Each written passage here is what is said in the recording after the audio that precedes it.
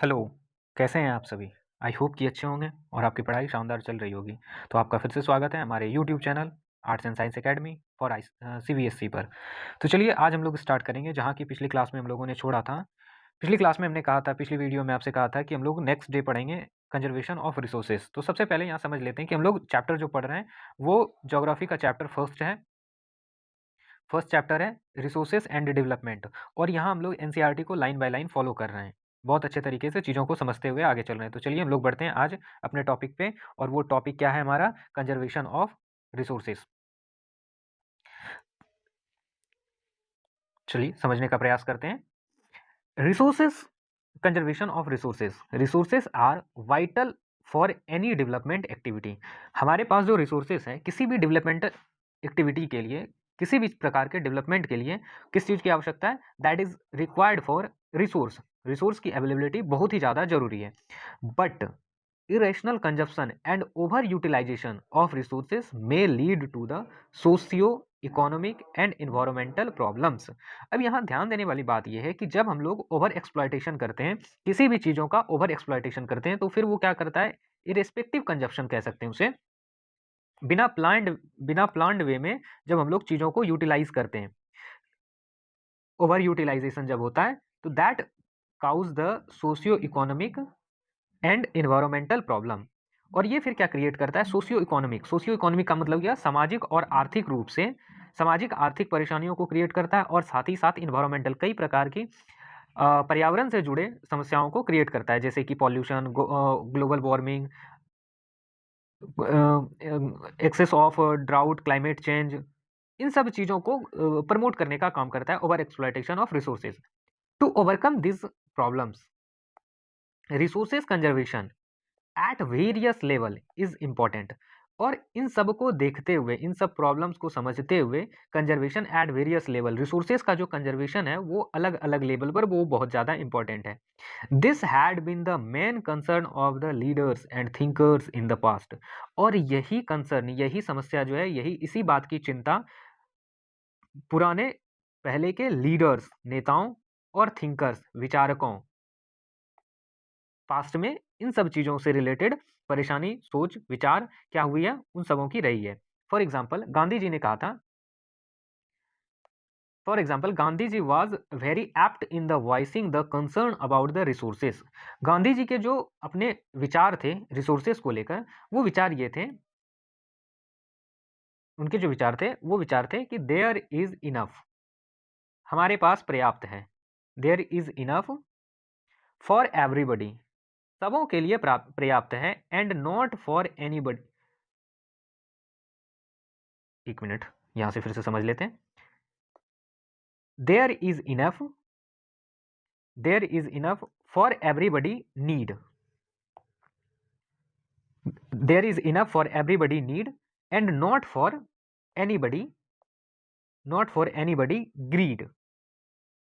बात समझना आप इस बात को, कि गांधी जी ने जो कहा, गांधी जी ने इस बात पर फोकस किया कि हमारे प्रकृति ने हमें जितना दिया है वो हम सबों के लिए पर्याप्त है, हमारी जरूरतों को पूरा करने के लिए वो क्या है? पर्याप्त है। लेकिन हमारी जरूरतों के अलावा जो कहते हैं लालच, ग्रिड मीन्स लालच, वो लालच को पूरा करने के लिए, यानी कि एक तरह से सिंपल लैंग्वेज में कहें तो पेट भरने के लिए सबों प्रकृति ने हमें पर्याप्त दिया है, लेकिन पेटी भरने के लिए, मीन्स की पेटी का मतलब हो गया कि अपने स्वार्थ के लिए, चीज़ों को ओवर यूज़ करने के लिए, पेटी मतलब उससे बहुत ज़्यादा एक्सेस अमाउंट में यूज़ करना, अपने अपने लिए उसको, अपने सुख सुविधा के लिए उसको बहुत ज़्यादा उपयोग करना, उस बात के लिए हमारे लालच को फुलफिल करने के लिए प्रकृति के पास कम पड़ जाएगा। मीन्स कि हमारी ज़रूरतों को पूरा करने के लिए पर्याप्त है, लेकिन हमारे लालच को पूरा करने के लिए प्रकृति के पास पर्याप्त नहीं है। He placed the greedy and selfish individual and exploitative nature of modern technology as a root cause of resources depletion at the global level। और उन्होंने साथ ही साथ यहाँ इस बात पर भी जिक्र किया कि हमारी जो ग्रीडी है, ग्रीडी का मतलब लालची, लालच, एंड सेल्फिश, अपन स्वार्थी जिसको बोलते हैं, स्वार्थी, selfish individuals and exploitative natures of किसका? Modern technology. मॉडर्न टेक्नोलॉजी का जो एक्सप्लोटेटिव नेचर्स है वही क्या है? That is the root cause, that is the root cause of resources depletion. और ये जो रिसोर्सेज का क्षयन हो रहा है, रिसोर्सेज का क्षयन हो रहा है, डिप्लीशन हो रहा है, ये ग्लोबल लेवल पर, ये इसका मेन कारण क्या है? ग्रीड, सेल्फिशनेस, सेल्फिशनेस किसका? इंडिविजुअल का, and exploitative nature of modern technology. अभी की टेक्नोलॉजी की अगर बात करें तो वो एक्सप्लॉयटेटिव नेचर का, जैसे कि एग्जांपल ले लेते हैं कि AC is for our, AC can provide us many types of comfort, वो हमें कंफर्ट प्रोवाइड करता है AC, but other hand AC use of a lot of energy, energy को बहुत ज़्यादा यूज़ करता है। और उस एनर्जी को, क्योंकि एसी जो चलेगा वो कहाँ से चलेगा? इलेक्ट्रिसिटी से। इलेक्ट्रिसिटी प्रोड्यूस करने के लिए या कोयले को जलाना पड़ता है, कोल इज बर्न्ड, और कोयले को जलाने के साथ साथ वो क्या करता है? कई प्रकार के पॉल्यूशन को क्रिएट करता है। तो कहीं ना कहीं हमारे कंफर्ट के लिए, हमारे लालच के लिए, हमारे सुख सुविधा के लिए हम प्रकृति के साथ कंप्रोमाइज़ कर लेते हैं कि उसे बचाना है, ये इसके बारे में नहीं सोचते हम लोग। ही वॉज़, अब यहाँ ये बात भी सोचने वाली बात है कि अभी जिस तरह से सिनेरियो बदल रहा है दुनिया में, तो कहीं न कहीं उन चीज़ों की ज़रूरत भी पड़ जाती है। तो लेकिन ये फिर यहाँ विचार करने वाली बात ये है कि आखिर हमें इन सब चीज़ों की ज़रूरत पड़ क्यों रही है? What is the root cause of these problems? ये जो प्रॉब्लम्स हैं, इसके रूट काउज़ क्या हैं? मुख्य कारण क्या हैं? जिसके वजह से कि हमें ये प्रॉब्लम झेलना पड़ रहा है। क्या आज से 50 साल पहले भी इसी तरह से गर्मी हुआ करती थी? क्या आज से 30 साल पहले, 20 साल पहले भी गर्मी इसी तरह से हुआ करती थी? तो हमारा आंसर होगा कि नहीं, ऐसा नहीं हुआ करता था। Due to the excess cutting of tree, और we can say that due to deforestation, due to deforestation we are suffering from this, we are suffering with this problems. हम लोग इस प्रॉब्लम से इसलिए रूबरू हो रहे हैं क्योंकि हम लोगों ने एक्सेस अमाउंट में डिफॉरेस्टेशन किया है। पेड़ों को खूब काटा है एकदम अंधाधुंध, और अभी भी काट रहे हैं। ही वॉज अगेंस्ट, ही, यहाँ ही किसके लिए यूज किया गया है? फॉर गांधी जी, क्योंकि अभी हम लोग किसके बारे में बात कर रहे हैं? गांधी जी के बारे में। He was against mass production, ये मास प्रोडक्शन के खिलाफ थे। मास प्रोडक्शन का क्या मतलब हुआ? बहुत अधिक पैमाने पर उत्पाद करना, बड़े पैमाने पर उत्पादन करना। He against the mass production and wanted to replace with the production by masses. अब यहाँ बातों को ध्यान से समझना कि ये जो कह रहे हैं कि मास प्रोडक्शन नहीं होना चाहिए, he is against the mass production, यही गड़बड़ हो जाता है इसमें।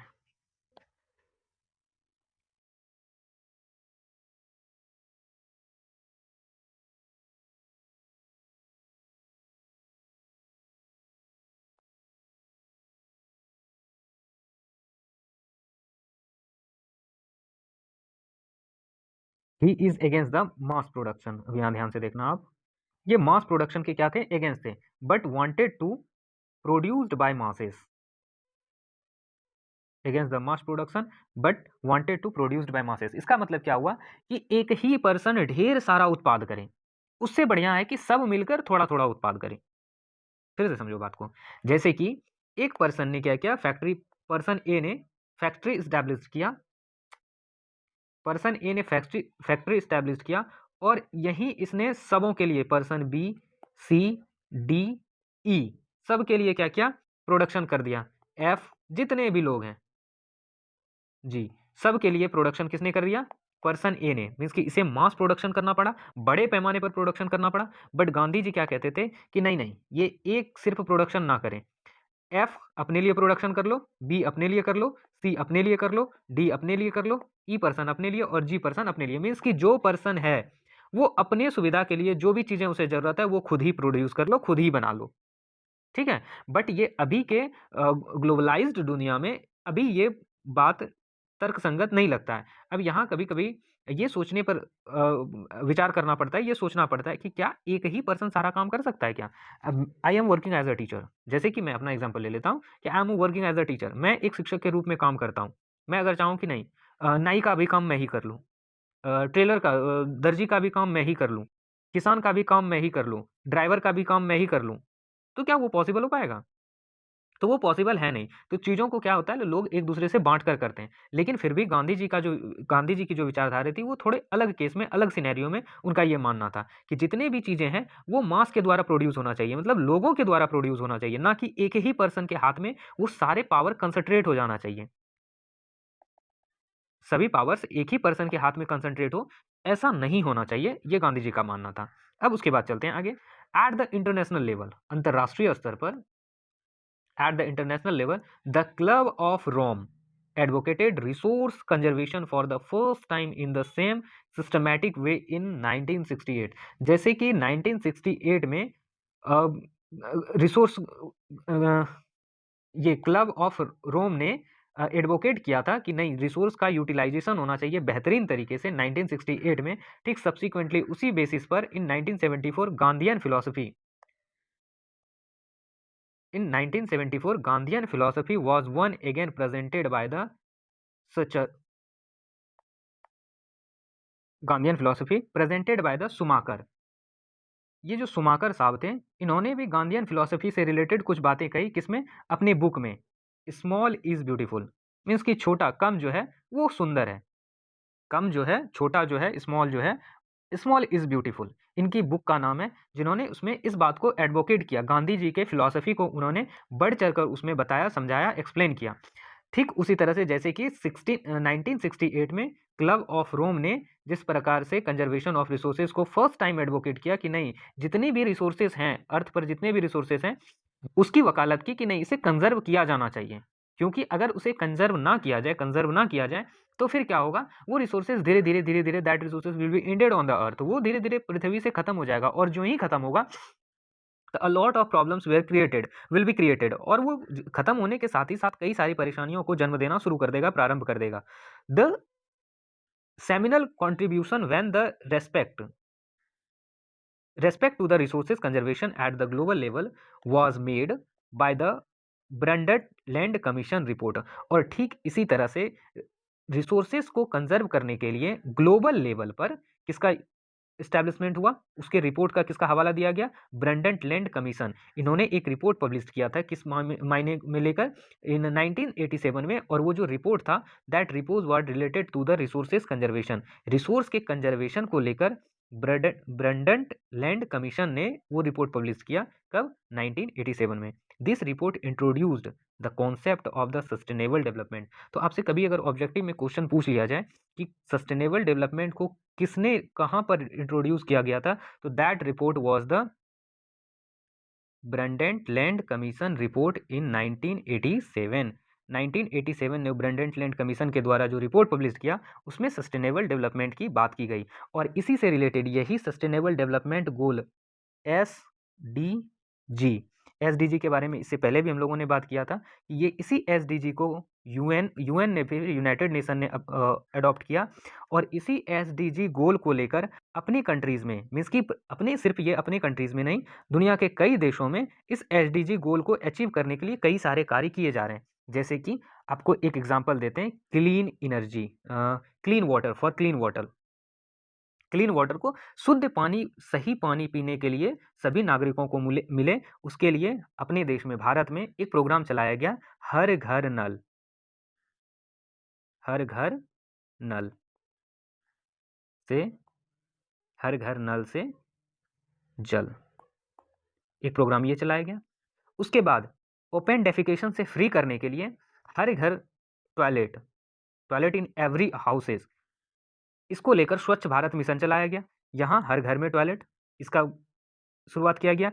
अभी आप लोगों ने देखा होगा, सुना होगा, जाना होगा कि देश की सभी सरकारें, राज्य के देश में सभी राज्य की सरकारें धीरे धीरे क्या कर रही है, इलेक्ट्रिसिटी फ्री कर रही है, इलेक्ट्रिसिटी फ्री कर रही है। ये शुरू कहाँ से हुआ? This is started from Delhi by the Kejriwal government.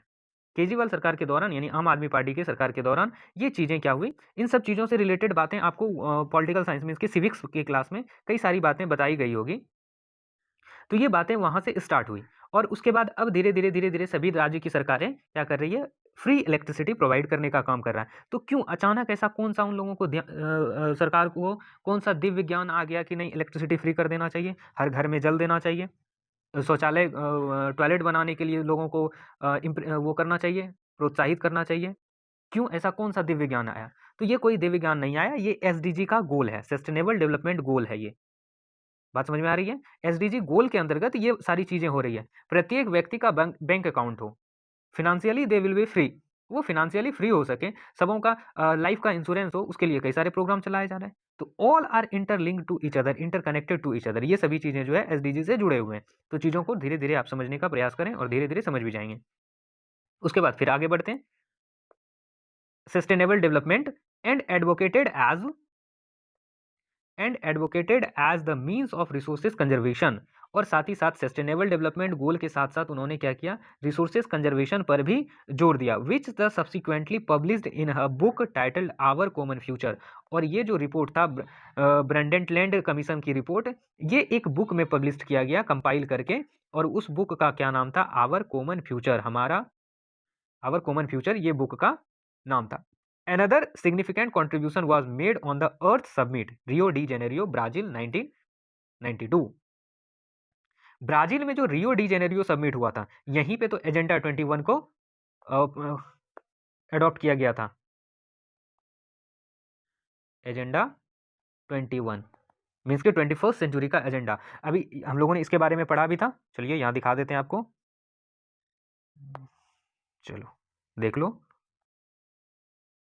ये रहा रियो डी जेनेरियो अर्थ समिट, रियो डी जेनेरियो अर्थ समिट, यहाँ हम लोगों ने पढ़ा था बहुत अच्छे से।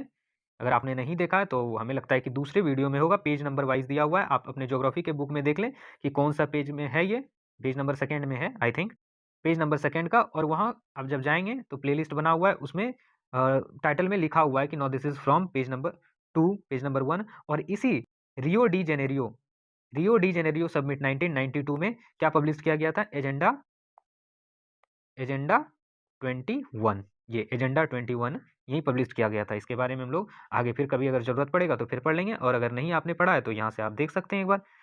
चलिए आगे बढ़ते हैं।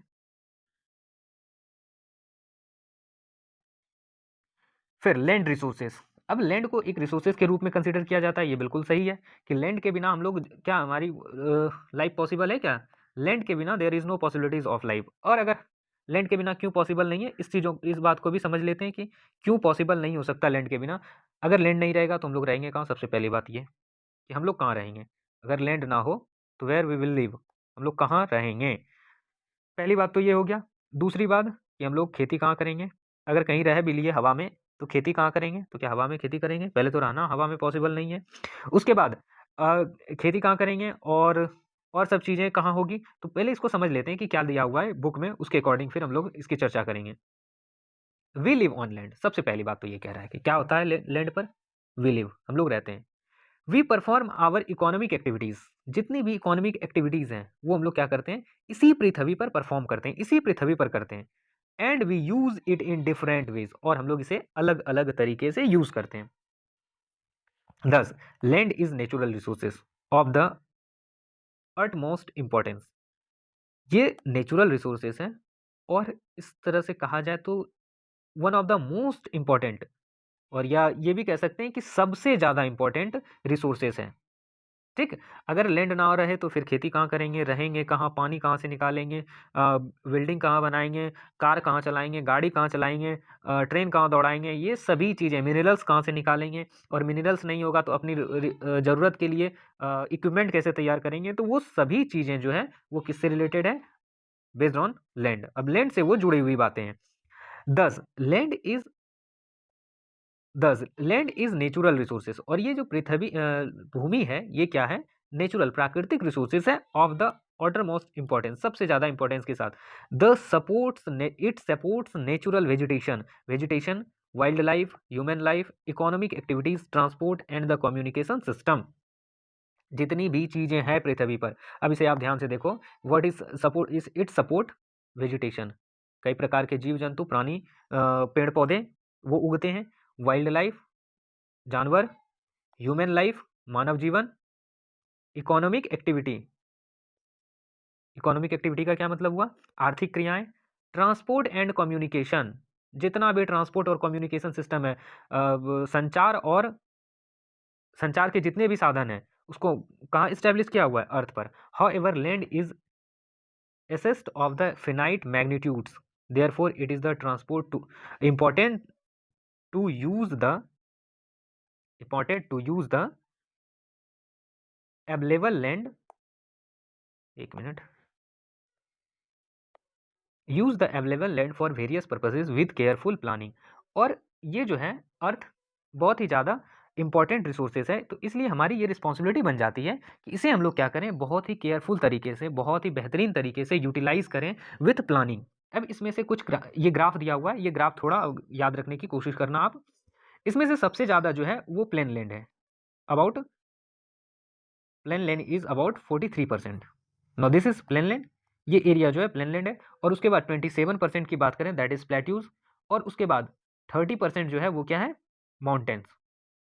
बात समझ में आ रही है, प्लेट्यूज, माउंटेन्स एंड प्लेट्यूज, ठीक है। इस सिनेरियो में ये बटा हुआ है, यहाँ तक में कोई परेशानी?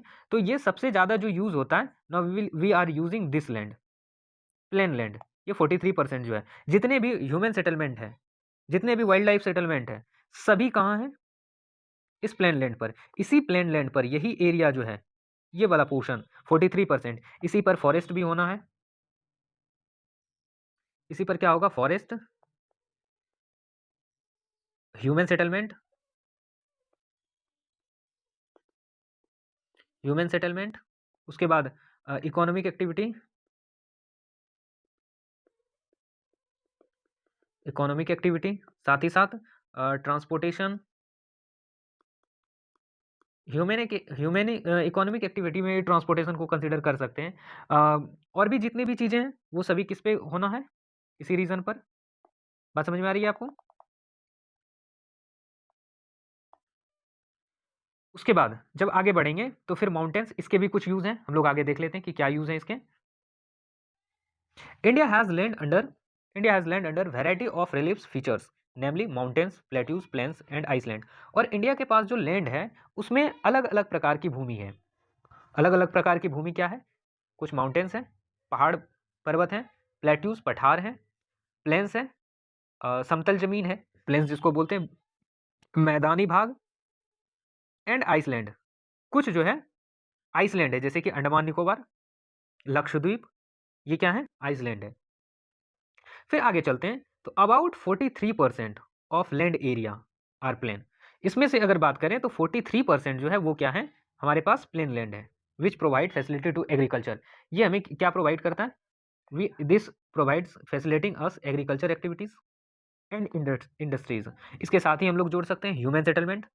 उसके बाद जब आगे बढ़ेंगे तो फिर माउंटेन्स, ये कितने परसेंट है, 30%। बेटा ये याद रखने की कोशिश करना कि ये जो है 43%, 30%, इसको कम से कम याद रखना कि इट्स में भी पॉसिबल कि ये आपको ऑब्जेक्टिव में 1 मार्क का क्वेश्चन में पूछ ले, या फिर जब आप आंसर लिख रहे होंगे तो वो आपको लिखने में बहुत सपोर्ट करेगा। इसलिए इस बात को, इस डाटा को थोड़ा याद रखना। उसके बाद फिर आगे जब चलेंगे,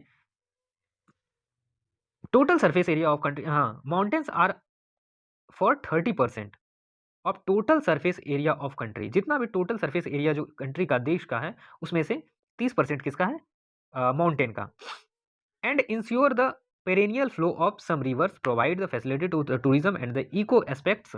अब यहाँ देखो, ये जो 30% माउंटेनस रीजन है, ये हमें कई प्रकार की चीज़ों का लाभ देता है, जैसे कि पेरेनियल फ्लो। पेरेनियल फ्लो का क्या मतलब हुआ, जितनी भी नदियाँ निकलती है वो कहाँ से निकलती है, पर्वत से ही निकलती है। उसमें से कुछ सीजनल होती है, कुछ पेरेनियल होती है, मीन्स कि 12 महीने बहने वाली नदियाँ, और कुछ होती है सीजनल रिवर्स, जो मानसून के टाइम में केवल एक्टिव होता है, वो लाइव होता है, और उसके बाद फिर वो डेड हो जाता है। और कुछ होता है कि जो सालों भर उसमें पानी रहते हैं, जैसे कि गंगा, ब्रह्मपुत्र, यमुना, ये सब कुछ नदियाँ हैं, गोदावरी, और भी कई सारी नदियाँ हैं। तो ये सभी नदियाँ जो है वो पेरेनियल रिवर है, और ये सभी नदियाँ कहाँ से निकलती हैं, माउंटेन से। तो ऐसा नहीं कि हमारे मन में कभी कदार विचार आता है, जब मैं 10th क्लास में था तो ये विचार आता था इस चैप्टर को पढ़ने के बाद, कि क्या होता अगर पूरा भारत समतल होता, एक जरा भी कहीं माउंटेन नहीं, प्लेट्यूज नहीं, तो फिर क्या होता। तो फिर मेरे गुरुजी ने हमें समझाया कि नहीं, ऐसा अगर होता तो फिर बड़ी ही विचित्र बात हो जाती। यहाँ फिर India become the barren land, वो जो है बंजर जमीन रहता है इंडिया। क्यों? क्योंकि जब उधर से हिमालय जो है वो पहाड़ है, पहाड़ क्या करता है, रोकने का काम करता है। उधर से आने वाली ठंडी हवाओं को, रसिया की तरफ से आने वाली, चाइना की तरफ से आने वाली ठंडी हवाओं को क्या करता है, वो रोकने का काम करता है। तो इसलिए सभी चीज़ों का जो पृथ्वी पर है, हर एक जीव का, हर एक चीज़ों का एक प्रॉपर एस्पेक्ट है, प्रॉपर नीड है, उसकी प्रॉपर ज़रूरत है। उसके बाद आगे बढ़ते हैं, provides facility for the tourism. और ये पेरेनियल रिवर, ये जो माउंटेन्स है, ये माउंटेन्स क्या करता है, हमें टूरिज्म को प्रमोट करने में बेहतरीन सुविधा प्रदान करता है। इकोलॉजिकल एस्पेक्ट्स, कई सारे इकोलॉजिकल एस्पेक्ट्स इससे जुड़े हुए हैं। अब ये टूरिज्म को कैसे प्रमोट करता है, आप कभी जाते हैं पहाड़ियों पर घूमने के लिए? जैसे कि कभी गए होंगे मनाली, ऊटी, देहरादून, हाँ, मसूरी, नैनीताल, ये सब जगह क्या है? हिल हिल स्टेशंस हैं। और ये हिल स्टेशन में क्या होता है? लोग टूरिज्म करने के लिए जाते हैं, टूरिज्म का मतलब पर्यटन के लिए जाते हैं। और फिर वो पर्यटन क्या करता है, इसी चीज़ों को, पर्यटन को देखकर विदेशी भी आते हैं। और जब फॉरेनर हमारे कंट्रीज़ में आएँगे, तो फॉरेनर क्या करते हैं, अपने साथ फॉरेन करेंसी को लेके आते हैं। फॉरेन करेंसी का मतलब कि वो जब सपोज़ कर लो कि अमेरिका से कोई घूमने के लिए इंडिया आया, या किसी भी अदर कंट्री से, कनाडा से आया, यूरोप से आया, तो वो क्या करेगा, अपने साथ डॉलर लेके आता है। अपने साथ क्या लेके आता है? डॉलर। और वो इंडिया पहुँचने के साथ वो किसमें चेंज करवाता है उसे? रुपए में। ये डॉलर लेके तो आया, डॉलर को कहाँ जमा करेगा? वैसे जगह पर जहाँ डॉलर जमा होके रुपीज़ मिलता है। और ये रुपीज़ को फिर क्या करेगा? उसको इंडिया में ही वो खर्च करेगा। मीन्स कि ये डॉलर लेके आया और रुपी लेके वापस गया भी नहीं। तो मीन्स कि हमें डॉलर दे के गया वो। तो डॉलर ज्यों ही देकर जाएगा, तो इससे फॉरेन एक्सचेंज बढ़ेगा। बात समझ में आ रही है कि फॉरेन करेंसी जो है वो हमारे देश में बढ़ेगा। तो ये टूरिज्म बहुत बड़ा एस्पेक्ट रोल प्ले करता है हमारे फॉरेन एक्सचेंज को इंक्रीज करने में, विदेशी मुद्रा कोष को, विदेशी मुद्रा भंडार को बढ़ाने में ये बहुत बड़ा रोल प्ले करता है। उसके बाद ज़्यादा डीप में नहीं जाएंगे, फिर वो थोड़ा बाउंसर जाने लगेगा, ऊपर जाने लगेगा दिमाग से। वैसे अगर कभी आप सिविल सर्विस की तैयारी करेंगे, तो फिर इन सब चीज़ों से रिलेटेड बातें आपको ज़रूरी बताई जाएगी। बात को समझ पा रहे हैं? आई होप कि आप मेरी बात को समझ पा रहे होंगे। तो चलिए अब आगे बढ़ते हैं।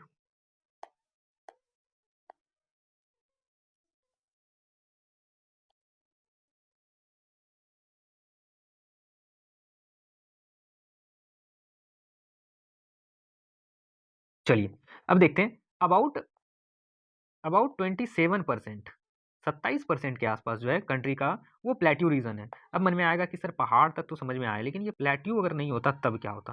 तो बेटा अब यहाँ ध्यान से समझो कि अगर ये प्लेट्यू ना होता, तो फिर हमें फॉसिल फ्यूल्स नहीं मिलते, मिनरल्स नहीं मिलते। This plateau is a rich plateau region, this possesses rich reserve. ये बहुत ज्यादा पैमाने पर अपने अंदर, अपने गर्भ के अंदर समाये हुए है, किसको? मिनरल्स को, साथ ही साथ फॉसिल्स फ्यूल्स एंड फॉरेस्ट। यही वो रीजन है जहाँ फॉसिल फ्यूल, फॉरेस्ट और मिनरल्स पर्याप्त अमाउंट में हमें मिलता है। और इसके साथ ही साथ कई सारे लैंड के यूजेज हैं। तो आई होप की चीज़ें, थोड़ा हमें लगता है कि ज़्यादा डिटेल में चले गए, ठीक है, और थोड़ा हमें एहसास हो रहा है कि हम थोड़ा स्लो चल रहे हैं। बट बिलीव मी, अगर आप हमारे साथ चलेंगे, तो हमें पूरी उम्मीद है कि चीज़ें आपको रटना नहीं पड़ेगा, वो बहुत सारी चीज़ें आपको याद होती चली जाएंगी। अगर आप हमारे साथ यहाँ तक बने हुए हैं, तो आपका दिल से धन्यवाद। हम लोग नेक्स्ट क्लास में जो करेंगे, वो करेंगे लैंड यूटिलाइजेशन। तो इस जगह लिख देते हैं, फॉर नेक्स्ट क्लास, अगली क्लास के लिए मिलते हैं फिर अगली क्लास में। अगर आप हमारे साथ यहाँ तक बने हुए हैं, तो आपके लिए एक बड़ा वाला थैंक यू, बहुत बड़ा वाला थैंक यू कि आप हमारे साथ यहाँ तक बने। चलिए इसके लिए आपको बहुत बहुत धन्यवाद, हृदय की, दिल की गहराइयों से आपको धन्यवाद। मिलते हैं फिर अगली वीडियो में इसको और आगे की ओर समझने के लिए। तो अगर आपको अच्छा लगा, तो आप हमारे साथ ज़रूर जुड़ें, आप हमारे साथ रोज़ मिलें, रोज़ वीडियो को देखें, थोड़ी थोड़ी चीज़ों को समझते चलें, चीज़ें क्लियर हो जाएगी। धन्यवाद, मिलते हैं अगली वीडियो में।